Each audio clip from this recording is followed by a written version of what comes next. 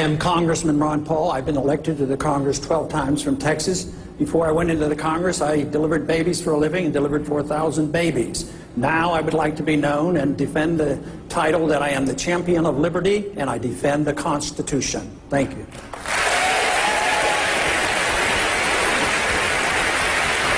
Governor, I want to come to Congressman Paul. You're all here saying the President of the United States is making the economy worse. Has he done one thing? Has he done one thing right when it comes to the economy in this country? Boy, that's a tough question. No, I can't think of anything, but may I answer the question that you alluded to before about whether or not 5% is too optimistic.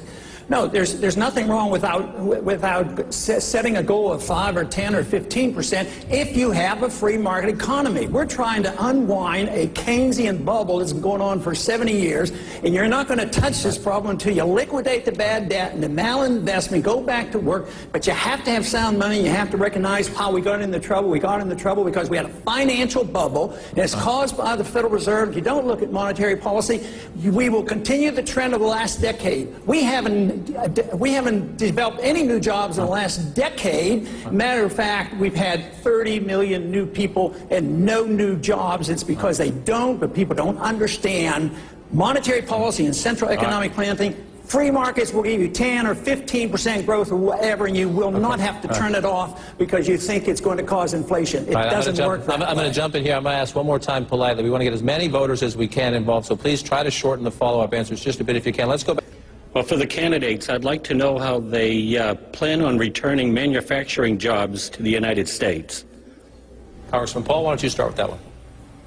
Pretty important, because everything we've done in the last 20 or 30 years, we've exported our jobs.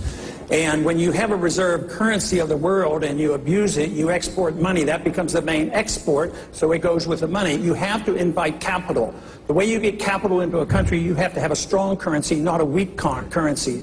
Today, it's a deliberate job of the Federal Reserve to weaken our currency. We should invite capital back. First thing is we have trillions of dollars, at least over $1 trillion, of U.S. money made overseas, but it stays over there because if they bring it home, they get taxed.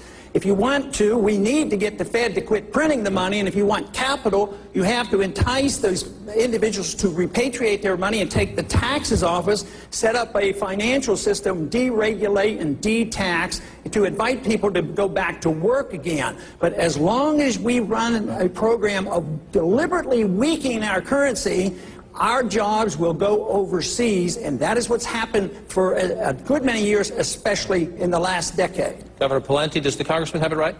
The federal, Congressman Paul, this is for you. The federal government now assists many industries, green jobs, the auto industry, research and development, all get subsidies. Given the current state of the economy, what standards do you have, if any, for government assistance to private enterprise? Well, there shouldn't be any government assistance to private enterprise. It's not morally correct. It's not legal. It's bad economics. It's not part of the Constitution. If you allow an economy to thrive, they'll decide how R&D works or where they invest their monies. But when the politicians get in and direct things, you get the malinvestment. They do the dumb things. They might build too many houses, and they might not direct their research to the right places. So, no, it's a fallacy to think that government and politicians and bureaucrats are smart enough to manage the economy, so it shouldn't happen. All right, these are the Republicans, the conservative candidates. Conversation, as you do, don't make it just about foreclosures. This is an interesting topic of discussion, especially when money is scarce and you got to start cutting. It's the question of priorities. What should the government be doing? And maybe what should the government be doing in a better economy that it can't do now that has to go? So talk about foreclosures a bit, but then tell me something. If you were president and you were dealing with it in your first few weeks, you said, I might like to do this, but I can't afford to do this. Be as specific as you can. What goes? I would want to do much less, much sooner. The government shouldn't be involved. When you take the bankruptcies, we've been doing a whole lot. We've been propping them up. We've had the Federal Reserve buy all the illiquid assets which were worthless, stick it with the taxpayers. People who made the money when the bubble was being blown up, they're the ones who got bailed out.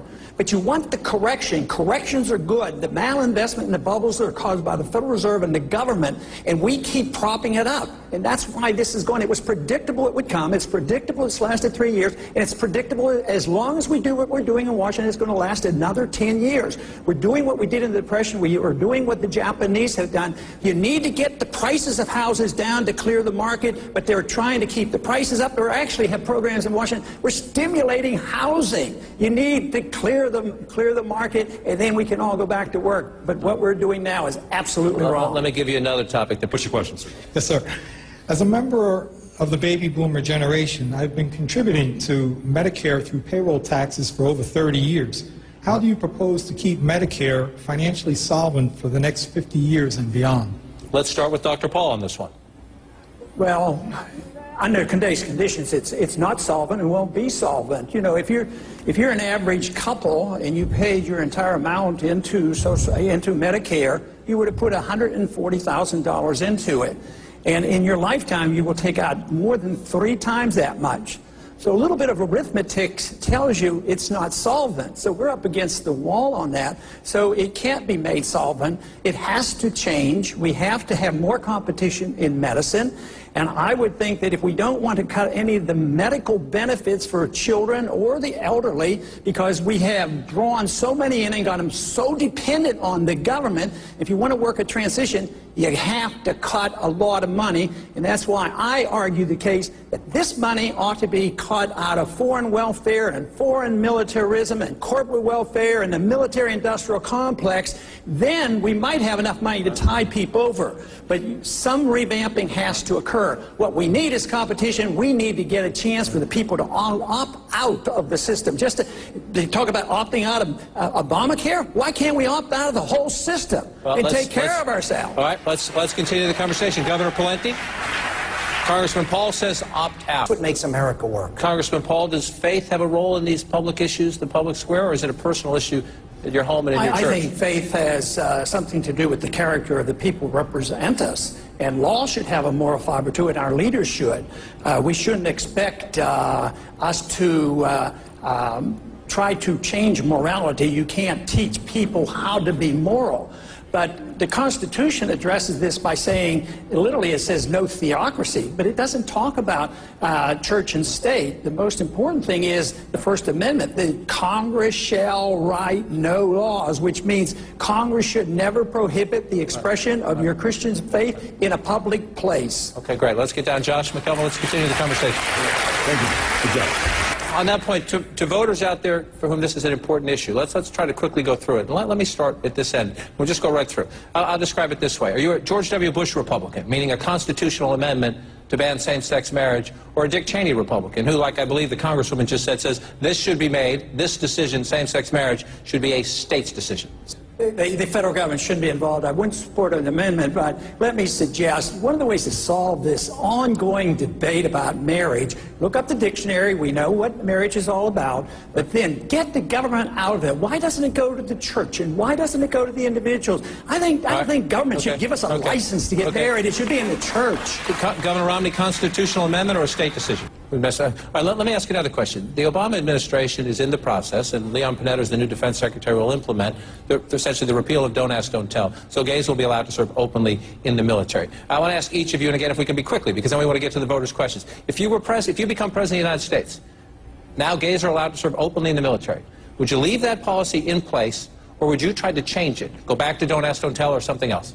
I would not work to overthrow it, but we have to remember rights don't come in groups. We shouldn't have gay rights. Rights come as individuals. If we wouldn't have this major debate going on, it would be behavior that would count, not the person who belongs to which group. Leave it in place? What you inherit from the Obama administration, or overturn it? And so, Dr. Paul, to you on this one, the question comes up, though, once they're in the country illegally, you have compassion sometimes bumps up against enforcing the law and state budget crises. A 5-year-old child of an illegal immigrant walks into an emergency room. Does the child get care? Well, first off, we shouldn't have the mandates. We bankrupted the hospitals and the schools in Texas and other states. We shouldn't give them easy citizenship. We should think about protecting our borders rather than the borders between Iraq and Afghanistan. That doesn't make any sense to me. But on coming in, You know, there was a time when government we didn't depend on government for everything. There was a time when the Catholic Church actually looked at them. Should they get care? Should taxpayers have to pay for that care? No, they should not be forced to, but we shouldn't be penalizing the Catholic Church because they're trying to fulfill a role, and some of the anti-immigrants want to come down hard on the Catholic Church, and that is wrong. If we believed in our free society, matter of fact, this whole immigration problem is related to the economy. People aren't coming over as much now because it's weak. When we had a healthy economy, some of our people did work and people flowed over here getting jobs. So there is an economic issue here as well. But no, if you have an understanding and you want to believe in freedom, freedom has solved these kind of problems before. You don't have to say, oh, you're not going to have care, there won't be any care, and everybody's going to starve to death and die on the streets without medical care. That's the implication of the question. That's just not true, and you shouldn't accept it. Mr. Kane, another issue that's... Here in New Hampshire, there is a popular bill that is being considered by our state legislature that would restrict the state's power to seize private land to build a power plant or a transmission facility. Should governments at any level be able to use eminent domain for major projects that will reduce America's dependence on foreign oil? No, we shouldn't have that power given to the government where they can take private land and transfer it to a private industry. The eminent domain laws are going to vary in different states, but we have the national eminent domain laws. It was never meant to take it from some people, private owners, and then take it and give it to a corporation because it's going to help in that local locality.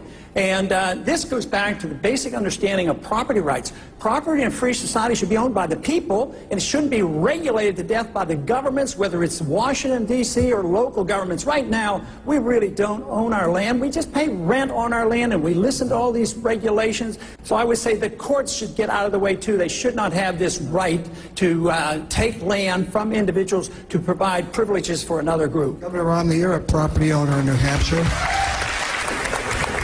Osama bin Laden is dead. We've been in Afghanistan for 10 years.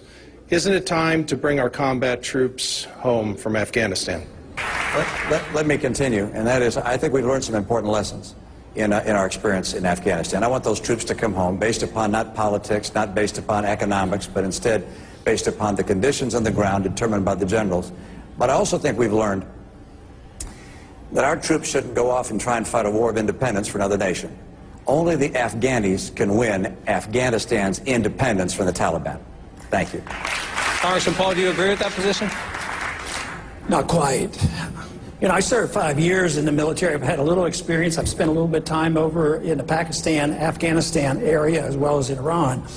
But I wouldn't wait for my generals. I'm the commander-in-chief. I make the decisions. I tell the generals what to do, and I'd bring them home as quickly as possible, and I'd get them out of Iraq as well, and I wouldn't start a war in Libya. I'd quit bombing Yemen, and I'd quit bombing Pakistan. I'd start taking care of people here at home because we could save hundreds of billions of dollars. Our national security is not enhanced by our presence over there. We have no purpose there. We should learn the lessons of history, and the longer we're there, the worse things are, and the more danger we're in as well, because our presence there is not making friends, let me tell you. Governor Plenty, a growing number of Republicans are more skeptical of these foreign involvements, but I want you to take what Congressman Paul just said. Congressman Paul, if you were the President of the United States and you could pick one, but just one of these gentlemen and the lady to join your administration, who would it be and why? Join the administration? Yes. Oh, I would think everybody would qualify as... You only get to pick one. It's about choices. I have to pick one. Well, let me look them over. I would have to do a bit more quizzing. I would have to check. Fair. They haven't even told me how they feel about the Federal Reserve yet. They haven't told me about a non-intervention of the foreign policy. So we're down. Have to do some more quizzing. We're down to our last minute. People in New Hampshire love the future. Well, I've learned that with a group here that disagrees on some issues, we can talk about it and be civil to each other. Governor?